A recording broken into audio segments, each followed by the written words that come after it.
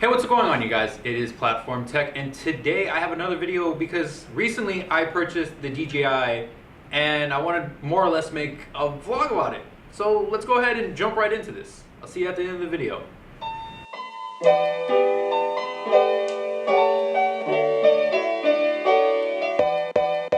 So I just got into the car and I was about to head out when I realized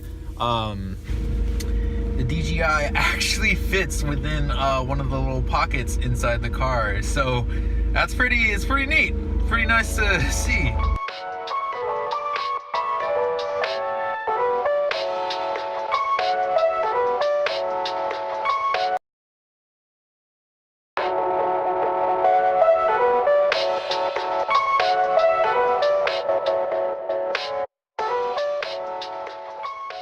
So now that I'm here at like the middle of basically nowhere, school is all out, so we're gonna go ahead and try to test out the DJI Spark now.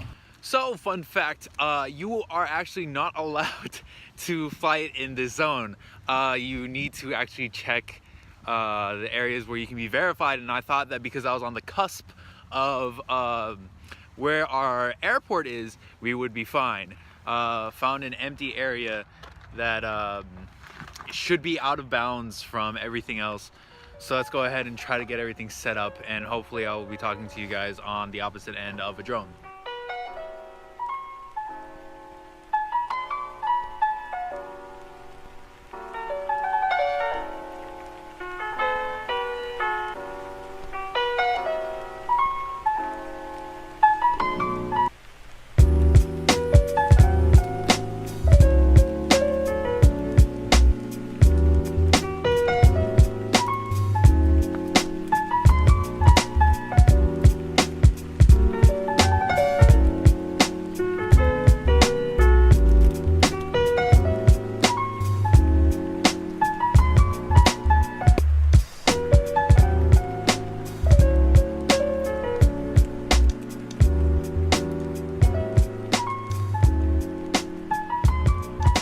So Santa Cruz County state beaches, you are not allowed to operate a drone for whatever reason. Might be wildlife, might be something else.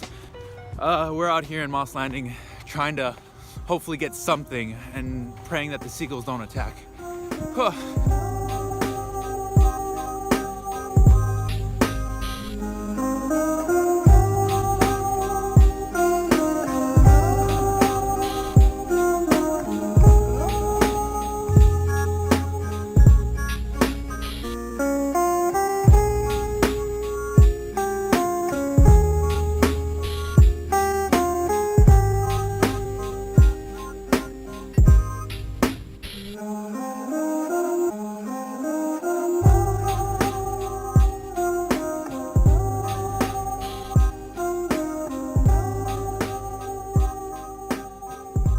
So finally made it out to another spot, which would be the slough.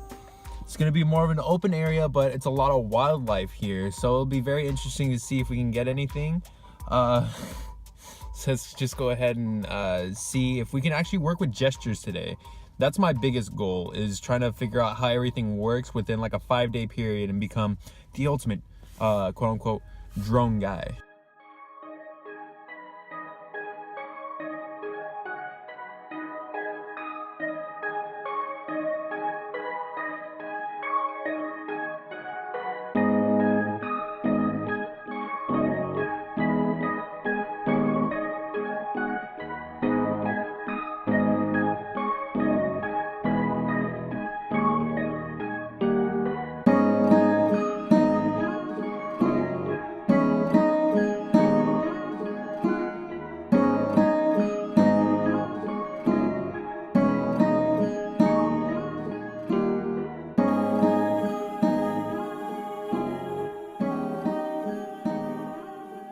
So this whole trail path from the slough is actually a really nice area. Ooh, going into some shade. Honestly, I think that today was actually a really good day. tried messing around with the gestures, but for some reason it still isn't working the best with me. I do feel as though the areas that I'm in, other than the field and the beach, have a lot of trees and a lot of branches, so it makes it very difficult for a lot of the obstacle avoidance, which is built in, which I'm still keeping for beginners mode, which I actually do really recommend because it's really good. We're at the plaza in Watermill. Woo! And what time is it? Because it's too dark by me. It's like 5 p.m. It is 6:05.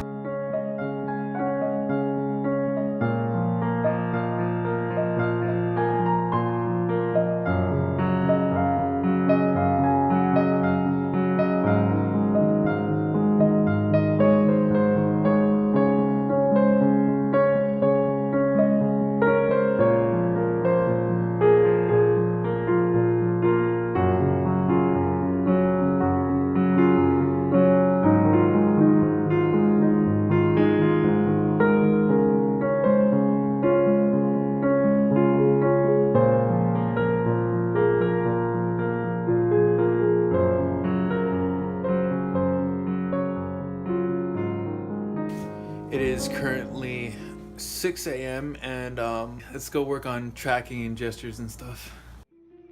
Everything flows, and all is connected. This eye is not merely seeing reality, it is touching the truth.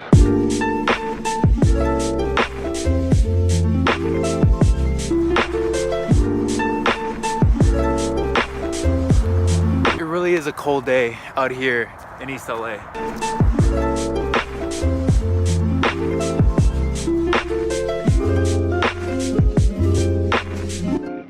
There is nothing to fear.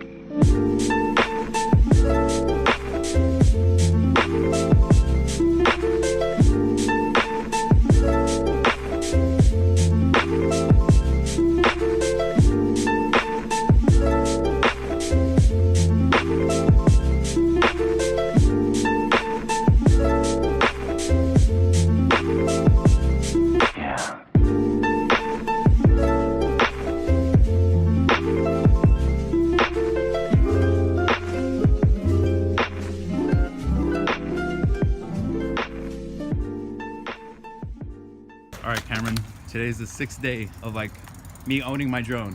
Hey. So this is it. I'm gonna put everything that I know to the test. Let's go.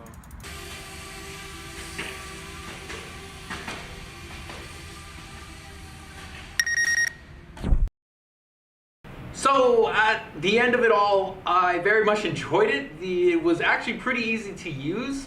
When it crashed, it was in autopilot. So while it was tracking, I tried pulling it down, but it wouldn't listen to me. So it went ahead, crashed into a building, and then fell on the floor, which broke the gimbal. Everything works within like a 5-day period and become the ultimate drone guy. It's cost anywhere between $170 to $300 to repair. Using the Spark, I would definitely say a 4 out of 5. The reason why it's missing that 5th star is just mainly because the resolution on the camera wasn't really what I was hoping for, but it was good. It looks somewhat similar to a camera on a phone from 2015. That wasn't probably a Samsung, but it was more or less a budget Android phone. A lot of the warnings that they tell you to look ahead of, definitely look ahead of. If you still don't feel comfortable maneuvering it in hard to reach places, don't do it. Don't do what I did and mess up like that. So with that, I'll hopefully catch you guys on the next one. Peace.